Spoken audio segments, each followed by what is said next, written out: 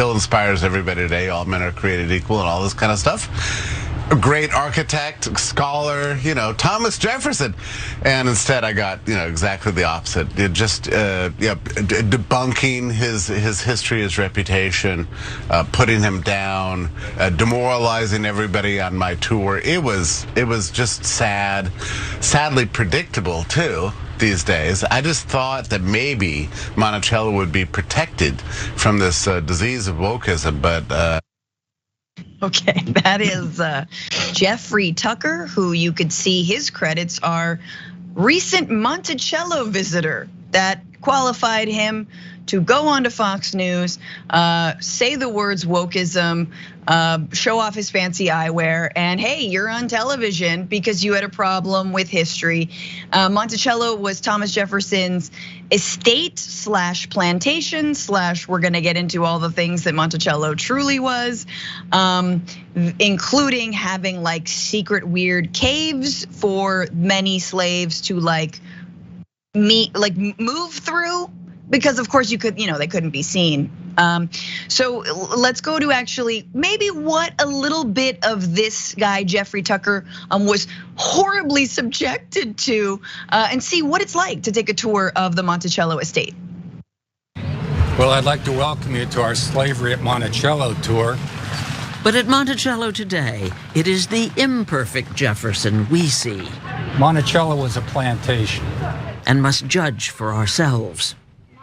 Jefferson professed to hate slavery, called it an abominable crime, but he held on to his slaves. He freed only 7. The author of the Declaration of Independence, who wrote that all men are created equal, owned 600 slaves over his lifetime. And in addition to his legitimate children, almost certainly fathered at least 6 other children with his slave, Sally Hemings. For generations, descendants of Sally Hemings have been telling stories implicating Jefferson as father of her children. DNA proof of a connection came in 1998. Ooh, at least 6. Let's be real. So that's the triggering tour that someone like Jeffrey Tucker had to go on and just grapple with the hypocrisy. But you were against slavery, but you had slaves, but you were a founding father, your name is on the Constitution. But David, how do white men figure out their feelings on this? Well, and clearly wokeism has been going on then at Monticello for at least 15 years, because I remember when I was living in Washington, D.C., went to Charlottesville and took a tour, and you had the option of, yes, you had several different guided tours, including a slavery tour, and whenever there was sort of a lecture, yes, they would mention that Thomas Jefferson had slaves. So what? If Mr. Tucker is so fragile that he can't be bothered to be told history, then don't listen to the tour guide. Don't go on one of these tours. Just walk around and see the library and all the other great rooms at Monticello, and you can have your own experience. But again, it's the fragility of some of these conservatives, the feeling that, oh my God, we shouldn't be teaching people accurate history. We shouldn't be telling them, well, here's the conflicts that exist in our remembrance of Thomas Jefferson. That's what makes our history even richer, when we can acknowledge the faults and the foibles of all of us. And to the extent that this guy was offended, cry me a river. Yeah. Speaking of one of those rooms, this is pretty chilling.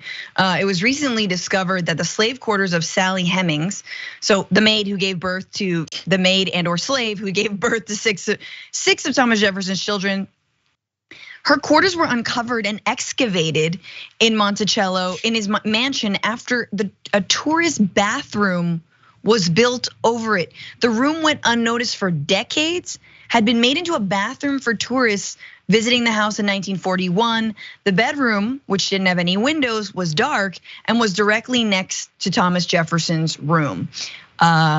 Little creepy there, but there's more.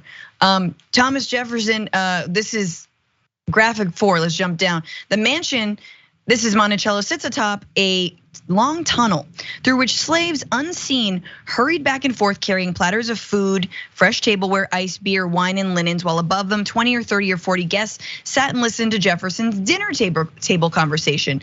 During the dinner, Jefferson would open a panel in the side of the fireplace, insert an empty wine bottle, and seconds later pull out a full bottle. We can imagine he would delay explaining how his magic took place until an astonished guest put the question to him. And essentially, he had his slaves like help him perform a magic trick to provide more wine for all of his guests. Again, this guy had 600 slaves. And even though while he simultaneously advocated for the end and abolishment of slavery, but while it's going on, he was gonna get in on it. So anyway. There is a silver lining, Francesca, to all of this with Tucker, and that is what Tucker's done is he has promoted Monticello, which we should all go to. I hope they get a lot more visitors because it's a beautiful place where we can live history. And by the way, while people are going to Monticello, also go to Mount Vernon in Virginia, where George Washington had slaves. It's an amazing experience to see the plantations, the estates that these people had, to learn the good and the bad about their own history and about US history. And by the way, these societies that keep these places running, they need our help and they need our money so that we can continue to learn from history. That's true. That is absolutely true. Just don't have a plantation wedding there. That's all we ask. Don't buy it out for a weird plantation wedding, but yes, go there and learn and support people like Jeffrey getting a little bit of a history lesson.